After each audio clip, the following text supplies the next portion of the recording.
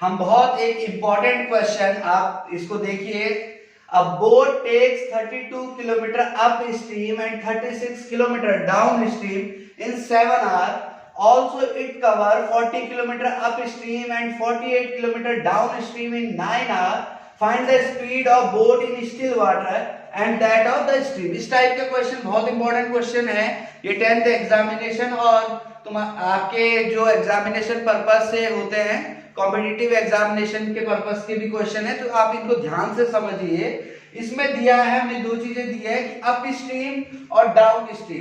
तो up stream और down stream क्या होता है स्टूडेंट? पहले अप स्ट्रीम होता है कि जो हम बोलते हैं बहाव के विपरीत, और डाउन स्ट्रीम बहाव के साथ।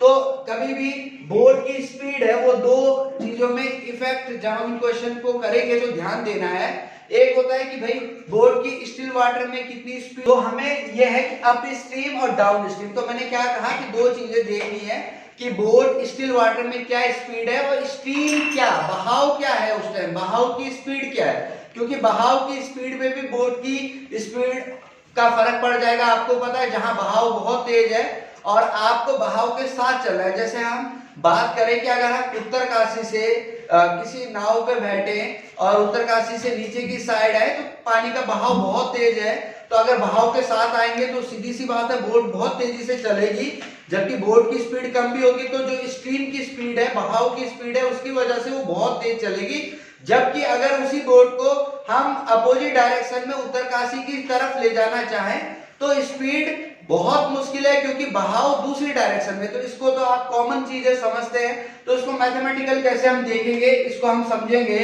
Let the speed of boat in still water. Still water लेंगे मतलब रुके हुए पानी में स्पीड लेंगे बोट की। तो यहाँ हमें सब यूनिट किलोमीटर पर आवर में दे रखी है, किलोमीटर में डिस्टेंस दे रही है, आर में टाइम दिया है, तो हमने लिखा x किलोमीटर पर आवर। इसका मतलब है कि जो बोट स्टिल वाटर में रुके हुए पानी में 1 घंटे में x किलोमीटर चल जाएगी, ठीक है। And the speed of stream, stream मतलब बहाव की स्पीड। बहाव कितना है y kilometre per hour. Okay student, अब नाउ स्पीड अप स्ट्रीम, सीधी सी बात है बहाव के विपरीत क्या होगा? जो हमारी बोट की स्पीड है उसको, जो हमारा बहाव है उसकी स्पीड को क्या कर देगा? कम कर देगा, सीधी सी बात है। तो क्या हो जाएगी? x minus y. ये आपको समझ आ रहा होगा कि मैंने x माइनस वाई क्यों लिखा। तो जो बोट की स्पीड है लेकिन बहाव हमारा उल्टे डायरेक्शन में है, तो उसकी स्पीड भी कम हो जाएगी। कितनी कम होगी? x minus y. And speed downstream मतलब बहाव के साथ अगर चलेंगे तो सीधी सी बात है जितनी बहाव की स्पीड है वो उसमें ऐड हो जाएगी और बोट बहुत तेजी से चलेगी, वो होगा x plus y kilometre per hour. Okay student, अब हमारे पास जो कंडीशन दी है उसको हम देखेंगे। Boat takes 32 kilometre upstream and 36 kilometre downstream in 7 hour. Okay student, 32 kilometre upstream और 36 किलोमीटर डाउन स्ट्रीम चलने में वो बोट 7 घंटे लेती है। तो मतलब 32 kilometre up stream distance, 32 kilometre up stream plus 36 kilometre down stream, कितना टाइम लेती है स्टूडेंट? ये लेती है 7 आवर। अब इसकी इक्वेशन कैसे बनाएंगे इसको समझेंगे।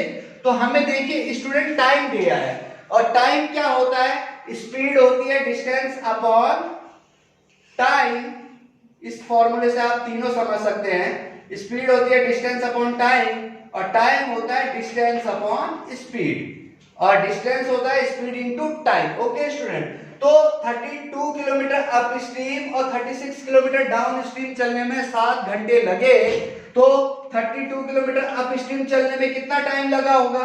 सीधी सी बात है 32 अपॉन हमारा अप स्ट्रीम की स्पीड है x minus y plus 36 downstream चलने में हमारी डाउन स्ट्रीम की स्पीड है x plus y equal to हमारी एक इक्वेशन बन गई 7। ये आपको पता है टोटल टाइम 7 आवर लगा।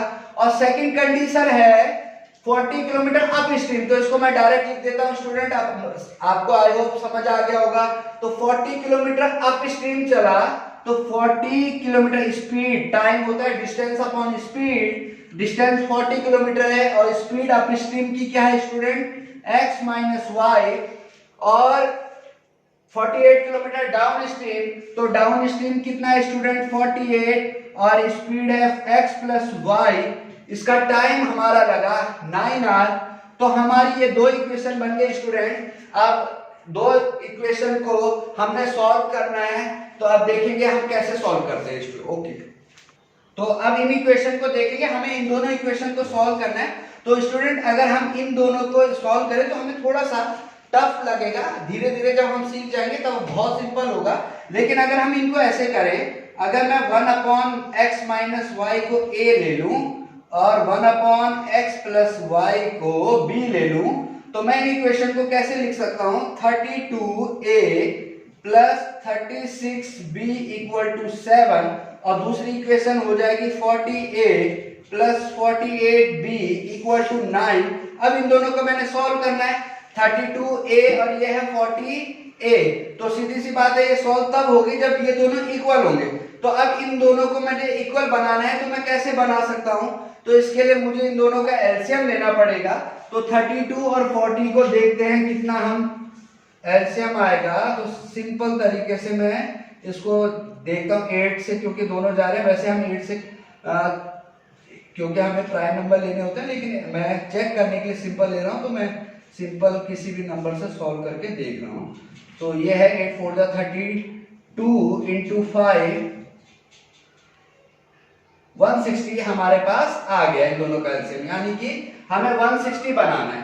तो 32 को 160 बनाने के लिए किससे करना पड़ेगा हमें 5 से, तो 5 से इसको किया 5 2 जा 10 5 3 जा 15 और 160, और इसको 5 से 5 6 जा 30 5 3 जा 15 और 3 18 b इज इक्वल टू 5 से किया 35, और इसको 160 बनाने के लिए 4 से, इसको हमने 5 से इंटू किया और इसको हमने 4 से, तो ये बन गई हमारी 160a प्लस 4 8 जा 32 4 4 जा 16 और 3 19b इज इक्वल टू 36। अब हमने इसको सब्ट्रैक्ट किया, ये प्लस का माइनस, ये माइनस, ये माइनस, तो ये हमारा आ गया प्लस माइनस का माइनस, क्योंकि माइनस की बढ़ गया तो साइन इसी का लेंगे। 92 में से 80 गया तो यह आ गया हमारा 12b इक्वल टू माइनस का 1, तो b आ गया हमारा 1/12 स्टूडेंट। ओके, अब b को एक इस इक्वेशन या इसमें किसी में भी एक में रख दें, तो हमने इसी में रख दिया, तो 32a प्लस 36b है हमारा 1/12 is equal to 7, 32a equal to 12 3 जा 36 equal to 7, 32a equal to 4, a is equal to आ गया हमारा 4/32 यानी कि 1/8। तो हमारी दो a आ गया हमारा 1/8 और b आ गया स्टूडेंट हमारा 1/12। ठीक है, तो a हमने क्या लिया था, हमने a लिया था 1 upon x minus y equal to 1/8, तो क्रॉस मल्टीप्लाई किया हमने, तो ये बन गया x minus y is equal to 8। और b लिया था हमने 1/x प्लस वाई, तो 1/x plus y is equal to 1/12, तो हमने क्रॉस मल्टीप्लाई किया, तो ये इक्वेशन बन गई हमारी x plus y equal to 12। अब हमने इन दोनों इक्वेशन को सॉल्व करना है, क्योंकि हमारा x था बोट की स्पीड स्टिल वाटर में और y थी स्पीड ऑफ स्टीम जो हमें फाइंड करनी है। तो ये सिंपल इक्वेशन हमारी बन गई, x minus y equal to 8 x plus y equal to 12।